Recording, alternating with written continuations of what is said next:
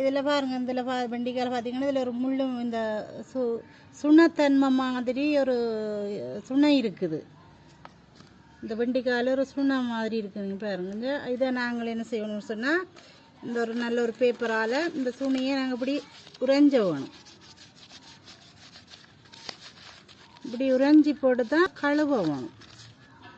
எல்லா வெண்டிக்காயையும் இப்படி உறைஞ்ச வேணும். இந்த சுண்ணத்தன்மை போகிறதுக்கு உறைஞ்சோணும். இப்படி உறைஞ்சி போட்டு தான் முழுசா கழுவி வெட்ட வேணுமா. வெங்காயம், சின்ன வெங்காயம் வெட்டி வச்சிருக்கிறோம். பச்சை மிளகாய் வெட்டி வச்சுக்கிறோம். மற்றது கறிவேப்பிலை, தேசிப்பழம், பால் புளிஞ்சு வச்சிருக்கிறோம். பார்த்தீங்கன்னு சொன்னால் 1/4 கிலோ வெண்டிக்காய் வெட்டி வச்சிருக்கிறோம். அதுக்கு கொஞ்சம் தண்ணி விடுவோம். வெண்டிக்காய் வீரத்துக்கு வெங்காயத்தையும் போடுவோம். இந்த பச்சை மிளகாயையும் போடுவோம். இந்த தேசிக்காய் பாதி தேசிக்காய் விட போகிறோம். என்னன்னு சொன்னால், தேசிக்காய் விட்டால் அந்த வெண்டிக்காய் வலுவழுப்பு தன்மை இருக்காது. தேசிக்காய் புளியை விட்டுட்டு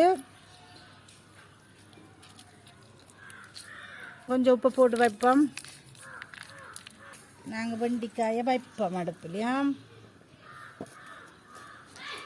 வெண்டிக்காயை மூடி விடுவோம். வெண்டிக்காயை மூடித்தான் வையுங்க அவியவா. வெண்டிக்காய் முடிஞ்சிட்டு நாங்கள் இனி முதல் பாலை விடுவோமா. பார்த்தீங்களா, வெண்டிக்காய் உடையில கரையில் அப்படியே வெண்டிக்காய் இருக்குது. முதல் பாலை விடுவோம்.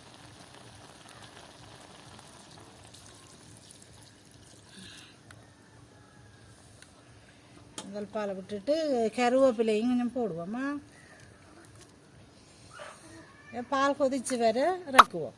பால் கொதிச்சு வர இறக்க சரியா. வெண்டிக்காய் பால் கறி ரெடி. வெண்டிக்காய் பால் கறியை பார்த்தீங்கன்னு சொன்னால் எங்களோட சின்னாக்கள் எல்லாரும் விரும்பி சாப்பிடுவினோம். வெண்டிக்காய் பால் கறியோடையே தனியாக சாப்பிடுவினோம். அதுக்காக நாங்கள் வெண்டிக்காய் பால் கறி கூட வைக்கிறது. சின்னாக்களும் சாப்பிடுவினோம், பெரியாக்களும் விரும்பி சாப்பிடுவினோம்.